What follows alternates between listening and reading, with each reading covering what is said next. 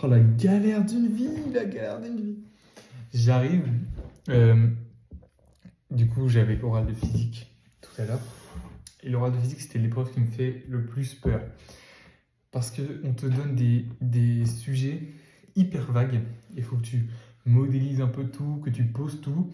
Et donc, si il t'a quelque chose qui n'est pas vraiment dont tu doutes dans ton cours, ça ne peut pas marcher. Si jamais tu n'es pas sûr de toi sur ton cours, c'est mort. Et donc, c'est très aléatoire, hein. Je pense que j'ai eu de la chance sur le thème de mon sujet. Je suis tombé sur de la mécanique. Et donc, mécanique dans l'espace. Donc, c'est de la mécanique du point en plus. Donc, pas de méca du solide, pas trop de problèmes là-dessus. Et en fait, ça au moins, c'est quelque chose dont je connais le cours absolument par cœur.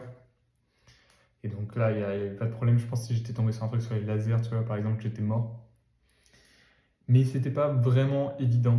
Ça partait d'un quelque chose de très simple, c'est-à-dire la trajectoire d'une planète autour d'une étoile. Et donc au début, on introduit une nouvelle force, et le but c'est de caractériser toutes les trajectoires possibles à partir de cette nouvelle force. Le problème, c'est qu'il y a un cas très très spécial, et que ce cas très spécial, en fait, c'est pas quelque chose dont on est habitué. Et il y avait beaucoup de choses à parler dont il fallait parler sur le sujet. Et surtout, il fallait introduire une nouvelle variable et faire apparaître une dérivée de cette nouvelle variable par rapport à une autre variable qui n'est pas le temps, ni l'espace. Et donc, euh, très très chaud. Et ensuite, du coup, je suis arrivé à une équation absolument affreuse de la dérivée de cette nouvelle variable par rapport à la seconde variable au carré, plus cette nouvelle variable au carré, moins une constante fois la nouvelle variable qui est égale à un second membre constant. Et donc tout ça, ça fait beaucoup. C'est une équation que je ne sais pas du tout résoudre. Et il avait l'air content que je parle d'énergie potentielle élastique. Et donc, au moins là-dessus, je suis assez content d'avoir trouvé ça. Mais fallait résoudre cette équation parce qu'il voulait que je donne une expression de notre variable qu'on a introduit. Euh, mais j'ai aucune idée de comment fallait faire en fait. J'ai jamais de la vie, j'aurais pensé à. Enfin, il m'a donné des indications pour introduire cette variable, mais j'aurais jamais pensé à l'introduire. Et ensuite, enfin, comment résoudre cette équation? Je n'ai aucune idée. Même après l'oral, là, j'ai réfléchi sur le chemin, je n'ai aucune idée de comment résoudre cette équation. Donc, je suis sceptique. Sinon, je pense avoir fait des trucs pas trop mauvais. Contrairement à beaucoup d'oral de physique où j'ai. Contrairement à beaucoup d'oraux de physique où j'ai parfois écrit des aberrations. Là, ça allait. J'ai fait quelques petits cafouillages. Par exemple, à un moment, du coup, j'ai défini une énergie potentielle effective. Et je me suis juste trompé au tout début sur quels étaient les termes de mon énergie potentielle effective. Je n'avais pas pris le bon. Au final, ça n'a rien changé, quoi. Il me l'a fait remarquer vite fait. J'ai dit ah oui, pardon, et j'ai rectifié.